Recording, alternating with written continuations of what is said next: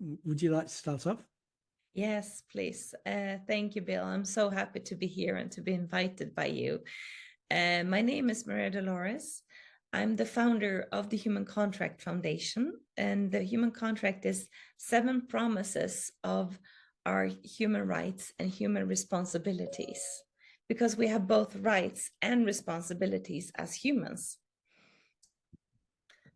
Yeah, and the Human Contract is how it's really about both. The first 3 principles is about our health, our physical and mental health, that we have rights and responsibilities for our body, our emotions, and our thoughts. Mm-hmm. And the coming 3 is how we use our power, in interaction with each other. So it's power, communication, and life, that you have the right to your life.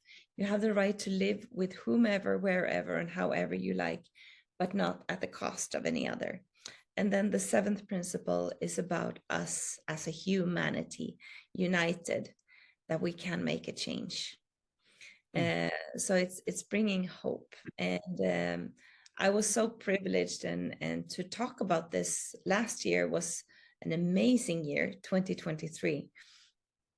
I was invited to come and talk at the House of Commons in February. And then I was re-invited to come and speak in the House of Lords. And in May was the House of Lords.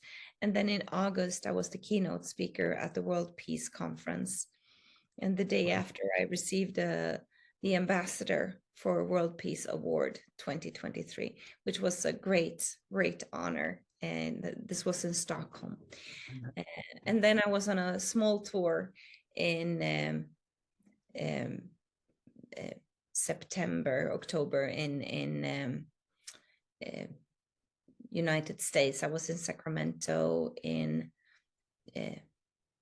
Beverly Hills, in Dallas, and then I was attending a conference regarding Ukraine in Warsaw.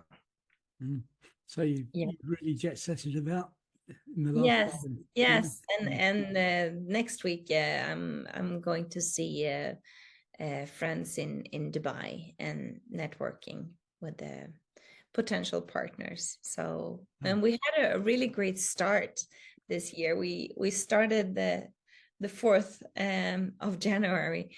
We got backing from Pay It Forward community. So we are on their platform, and they're helping us to raise money for the Human Contract. Wow, that's a tremendous start. So well done, congratulations. So tell us a little bit more about the contract itself and what it does and what it's intended to achieve. Yes. So, you know how we can say that peace in the world starts from within, right? We can say that, but it's like a vague concept. What does it really mean? Well, the Human Contract is just a thin framework to support individuals. So it's a grassroots movement. It's not, because there are so many others who are working, top down and trying to get the regulations and the structure for the region or the country, or and the Human Contract is working bottom up. It's that each and every individual take responsibility for themselves, and the Human Contract is so it's not a legal contract. It's a contract that you sign for yourself, with yourself, and for humanity. And so how does it work in terms of getting people together and getting people interested and signed up? Because it seems to me that that's an important sort of component of it, isn't it? Yeah. Well, it is campaigning and promoting, attending various podcasts and talking about this, because we need to raise awareness. And the foundation that we have started now, it's a 501c3, which is tax deductible in America. So the foundation and the work that we're doing is a 100-year project. It's not like a quick fix, but it's that you take responsibility for you sign up for yourself. And so it's like you're pledging to yourself, like, yeah, I have rights and I also have responsibilities just because I'm human. So it's to you know, to stand up for yourself and for your own health and for life and for one another. And then within the framework, it's to mature and it's to grow. Because, you know, just saying, yeah, I have rights and I have responsibilities, that's a good start. But then it's also to mature within the rights and responsibilities. You know, if we have the right to our emotions and our thoughts. So I have the right to, like, I give you an example. Sorry. In 2009, my mom was dying of cancer, and I was with her when she died. You know, I felt like I restored her integrity. I was making her nice, and we, you know, we washed her. I made her hair, and, you know, restored her integrity because that's who she liked to be. And then she passed. It was actually very beautiful, and which is also what I want to share, that, you know, death doesn't have to be, you know, bad and violent and aggressive, but it can be a very beautiful, natural thing. Yeah, and helping to make that transition by caring for her. And yes, and, you know, with dignity, and dignity is one of our core values in the human contract. So, and then the day after, I felt very numb, like kind of closed off. But then the day after that, I went through this emotional process, which is, you know, just a symbol of how I have both rights and responsibility for my emotions. And so I just, you know, I felt like it was bubbling inside of me. And I said to my brother, you know, I just need to be alone. And I went into one of the rooms, and I took a pillow and I hit the pillow, and I screamed and I yelled, and I was, I call it breathing emotions. So I was breathing emotions fast. And then, you know, under the anger was a layer of sadness. And then I cried and I cried, and I held the pillow and I was crying, and then it bubbled up more anger, and then I screamed, and then I laughed, because it was very chaotic. It was a feeling of very chaos, but I was trusting. I'm trusting my emotions. I have the right to my emotions, but I also have a responsibility for my, you know, not to take out my aggression on my brother or, you know, any other, but I took care of, and I took responsibility for my emotions. So, and that is what I call the istima process. And I'm sure you would, with your vast knowledge, you're familiar with the importance of this process. When we go from one level of consciousness and we shift consciousness, or we go from one perspective, we don't go from here and just, you know, broaden perspective immediately. We go from here, and it's a process. But you can do so many different works in this process, and how you work. So and the istima process is both personal, like I described with my mother. It can also be interpersonal, like when I divorced my ex-husband.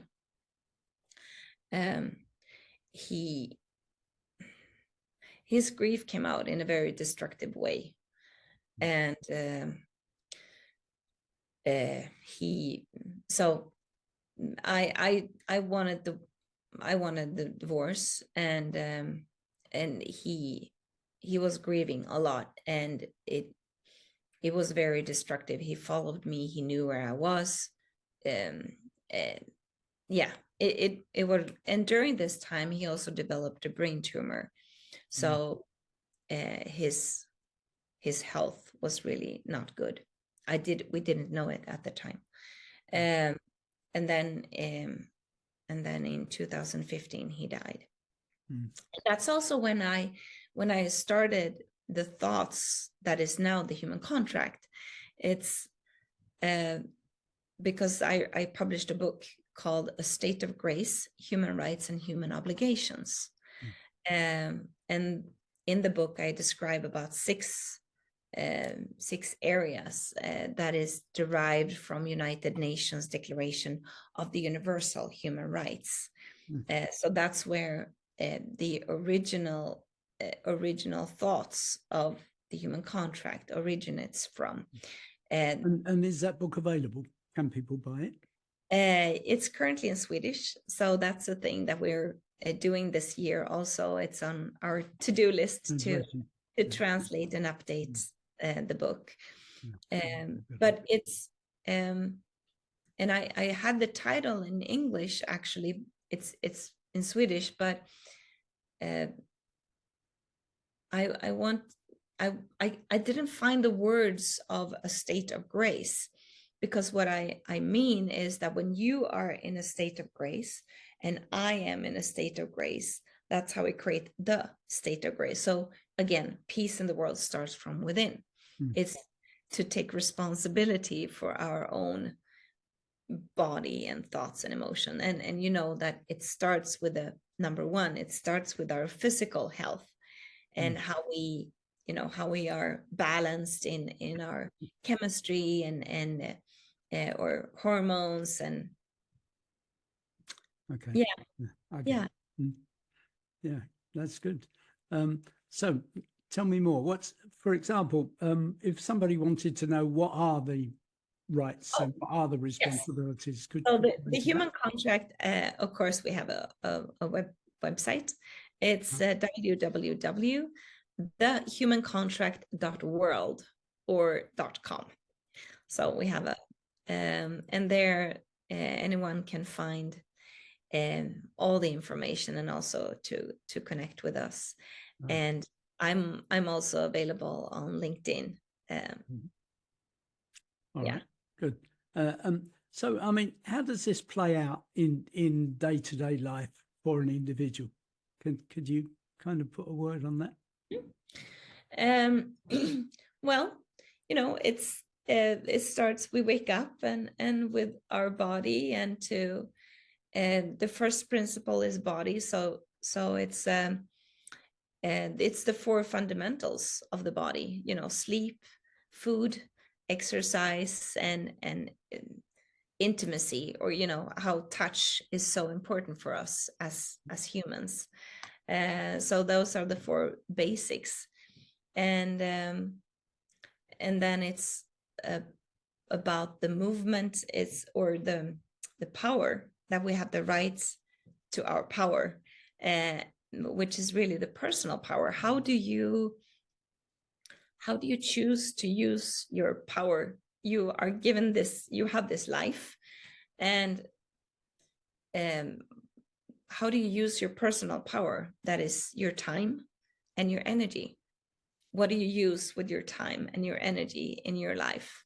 And what do you focus on, or what do you choose not to be part of your life? Because it's a healthy choice that you take responsibility for your own power.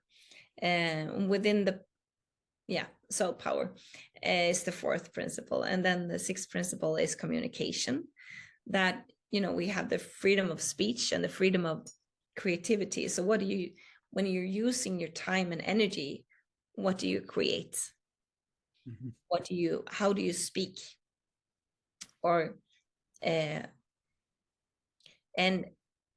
when we interact, and when it's again, istima, it's always a learning. it's always a learning in how we. So in Sweden, we had some months ago some people that was burning books, and they just claimed their freedom of speech. And then there was about a couple of 100 million people who reacted on that claim of freedom of speech.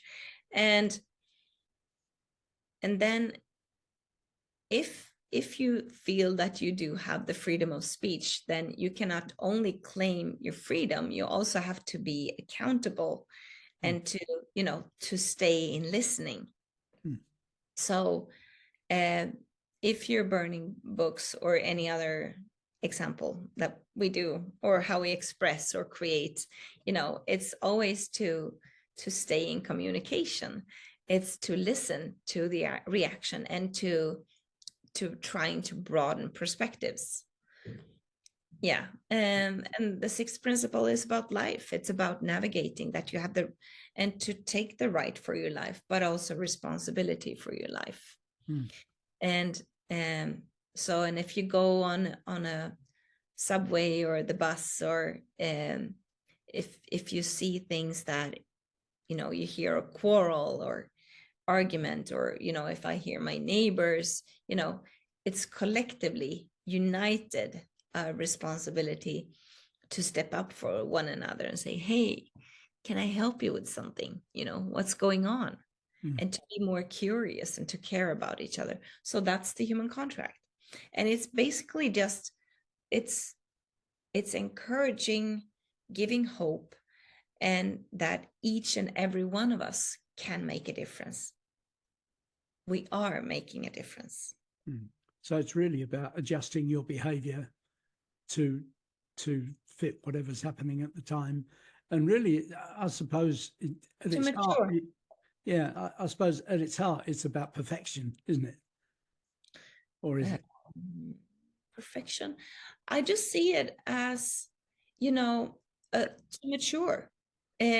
Nothing is perfect, right? Bill, it's life just is. It's a flow, and it's to listen and to have an honest, willing to mature, and to stay human. Yeah. And how does it address all of those people that don't agree with that think, well, I don't have responsibility, it's their fault? And what are you talking about? In other words, people that are determined either to disagree with you or to say, no, it's all rubbish. Yeah. What's your attitude to them? Sure. What can I say? It's not, this is a grassroots movement, and it's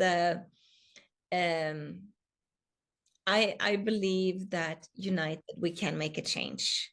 There are many people that do not believe that, that think that it's better to have someone who's telling me to do something. But this is not political. This is not party political. This is not religious. And we are not an aid organization, but it's just to support a strive to a more mature world. And yeah, there are people who will not join, but I believe in humanity, and I believe in what we can create. I believe in you, and I believe in me, and what we united can create. Yeah, and it's about the people who do join, not the people that don't join, right? Yeah. And I suppose that's it, and that's why it's going to take a long time, because, for example, in the world there'll always be people that oppose you, people that are evil, if you like, people that have bad thoughts for one reason or another. And yeah, and the way I see that, I appreciate your I so appreciate this conversation. I see, when it comes to our emotions, I see that we have humans we are born in this physical constitution, if you want. I have I am a woman, I have this hair, I'm born in this physical chemical constitution. And some people have more high empathic constitution, and some people have more low empathic constitution. Mm. We're not labeling good or bad, but rather how do you want to use your life energy in the world? How do you want to come across in the world? And for people who are more low empathic, I mean, there are many great people who are born in a low empathic constitution, such as Elon Musk or Steve Jobs. Great people that have given a lot to the world. However, it's really who you show up to be in the world. That I find fascinating. Yeah, indeed. And I mean, just like, Steve Jobs and Elon Musk, you've also got other people like Putin and Netanyahu who are just saying, no, these people are evil and they've got to be wiped out, so to speak. And there's no empathy at all there, is it? Yeah, well, yes, there's so many, yes. And the point being that we're born in different constitutions, and it's really how you, and with or without the human contract, life just is. It's how you choose to live your life. And I really know this. I worked and helped my friend in her funeral business for 5 years. So I've seen all life and death and grief and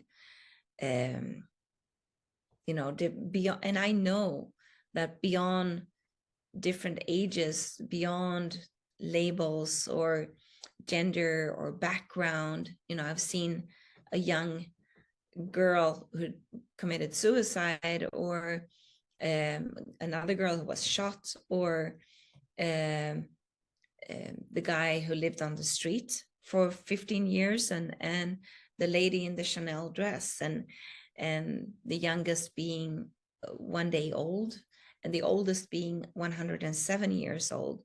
I know that beyond all these labels, we're human, and we as humans have both rights and responsibilities. It seems to me that what you're really saying is a recipe for happiness, isn't it? Yes, I would think it is. It's a strive to mature in your feelings, to mature in your thoughts. Yeah. Happiness. What plans have you got for spreading the word so that more and more people get not only to kind of hear of it, but to understand it? Because understanding is really important, isn't it? Yes, it is. So we are planning a campaign, and right now we're fundraising for money so that we can launch and looking into different collaboration partners. And it's a very fun, interesting time we have ahead. My co-founder, Stefan, he's so brilliant. So we have created this foundation to be a nonprofit, like I said, but in the nonprofit, we will be also creating institutes that will be supporting the foundation and creating platforms so that people all across the world can be supported in their work with wellness, and have wellness institutes, or tech institute, or media and art institute, and education institute, which is what you're referring to, to deepen the understanding, but also to communicate this in various ways with tech inventions or art and creative various creative expressions of our rights and responsibilities. So, and then finally, the fifth institute is a financial institute to support more more philanthropreneurs, so that they can create and they can, it's all about supporting humans for their best potential. And I don't know what that is. You know what you're, or to look for your life purpose, and what do you want to use your time and your energy with. That's good. And so do you have any particular plans beyond that in terms of how the campaign will go, like presentations and concerts and that kind of thing? Yeah, we're like I said, next week I'm going to Dubai, and then I'm invited to come and speak in London in March. We have another event we're planning in May in Belgrade, which is a lovely gala where we'll be guests. And in August, I think it will be in August, at the World Peace Conference. And then we're also planning so we're looking into different, we have various events possibly in Africa and in America. So last year was fantastic, and this year will be amazing. So sounds wonderful. Yeah, and I suppose as these events get traction, so to speak, they will accelerate, won't they, and become more events, and more people will be involved in spreading the word, not just you. And well, we currently have a team of about 30 people, but right now, everyone is working and donating their time, but it's big job. Yeah, well, look, I wish you well with it, because I think it's a wonderful idea. Some people would say it's naive, but that doesn't matter, does it? Because any idea is part naive anyway, simply because you're always going to get a portion of the world that says, no, it's rubbish. It's, I don't know what you're talking about. and if, for those who say it's naive, it's like, well, what is the alternative? That's right. Yeah. What is the alternative? Yeah. Because I honestly think that, the change starts from within ourselves. And why not take responsibility for yourself and pledge for yourself? And we all start from where we are at. The human contract is not, I am telling you, it's that you take and you say, like, I have rights. I claim my rights. I claim my responsibilities. And it's all a learning, health, wellness, how we interact, learning. When, for example, you talk about responsibilities, do you think some people will say, well, if you're saying these are my responsibilities, who says so? You? Yeah.